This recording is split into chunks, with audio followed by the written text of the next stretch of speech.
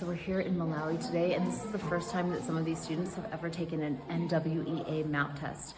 Here's what you should know if you're doing map testing for the first time.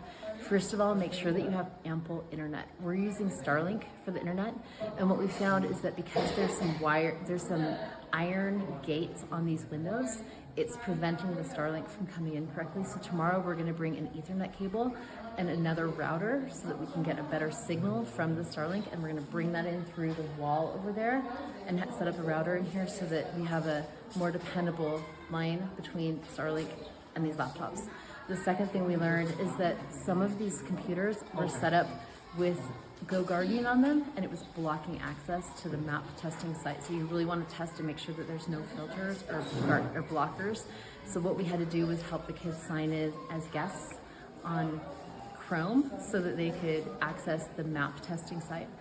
The third thing we learned is that you have to allow pop-ups. And so some of the kids were not aware that when the browser said you have to allow pop-ups for map testing to work, that they need to accept that and disable the pop-up blocker.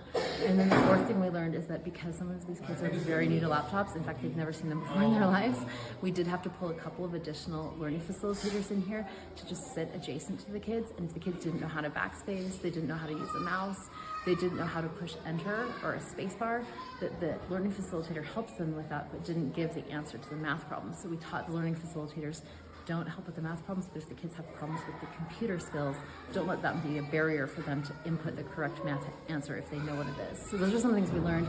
Once we had that all going, it went better. Tomorrow, we're gonna lock and load really quickly because we've learned all that, and we're gonna let it go. It's gonna be great tomorrow.